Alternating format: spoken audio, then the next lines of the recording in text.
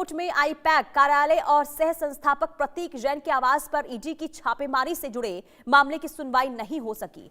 दरअसल court room में ज्यादा भीड़ और अव्यवस्था के कारण न्यायमूर्ति शुभ्रा घोष को कार्यवाही बीच में स्थगित करनी पड़ी और अगली सुनवाई अब 14 जनवरी तय कर दी गई है। बता दें कि इस मामले में ईडी ने मुख्यमंत्री ममता बनर्जी पर छापेमारी के दौरान अधिकारियों के आधिकारिक कार्य में बाधा डालने और पद के दुरुपयोग का आरोप लगाया है। वहीं टीएमसी ने ईडी की कार्रवाई को राजनीतिक उद्देश्य से प्रेरित बताते हुए आरोपों को खारिज किया है। कुल मिलाकर पश्चिम बंगाल में ईडी की कार्रवाई के बाद जबरदस्त सियासी तापमान देखने को मिल रहा है। लेकिन हैरान कर देने वाली बात यह कि ये पूरा मामला देखिए कोलकाता हाईकोर्ट में पहुंचा था। ईडी की तरफ से याचिका दायर की गई थी और टीएमसी की तरफ से भी याचिका दायर की गई थी, जिसे लेकर कल सुनवाई होनी थी। लेकिन अचानक से जब कोर्ट में भीड़ इकट्ठा हो जाती है, इसके बाद इस पूरे मामले की जो सुनवाई है वो अब आगे के लिए टाल दी गई है। अब अगली सुनवाई 14 जनवरी को होगी। तो ईडी की आईपैक पर छापेमारी के बाद पश्चिम बंगाल में सियासी तापमान चरम पर है और लगातार आरोप प्रत्यारोप का दौर देखने को मिल रहा है।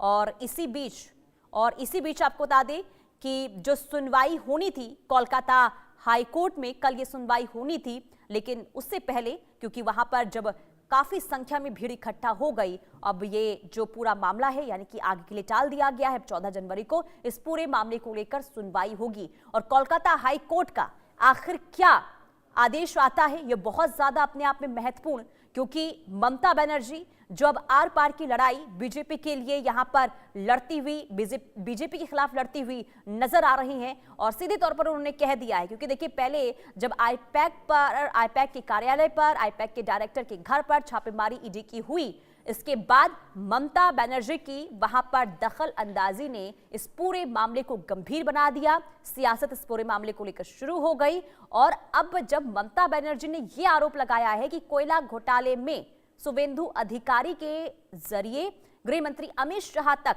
पैसे घोटाले के पहुंचते थे, तो अब समझिए ये बहुत बड़ा आरोप और इन आरोपों के बाद अब सियासी तापमान अपने चरम पर पश्चिम बंगाल में चुनाव और चुनाव से पहले ईडी की छापेमारी को लेकर जबरदस्त सियासी संग्राम इस वक्त देखने को मिल रहा है। कल हमने पश्चिम बंगाल में देखा किस तरीके से ममता बनर्जी की ओर से पैदल मार्च निकाला गया और इसके बाद एक आरोप गृह मंत्री अमित शाह शुवेंदु अधिकारी पर लगाए गए।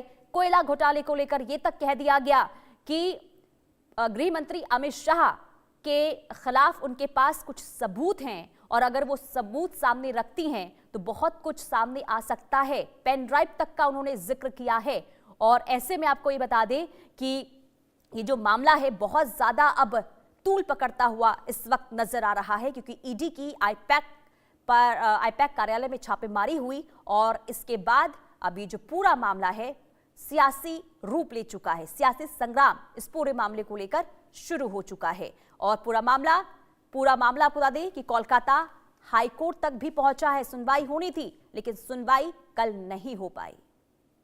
हमारे साथ इस वक्त खास मेहमान बीजेपी के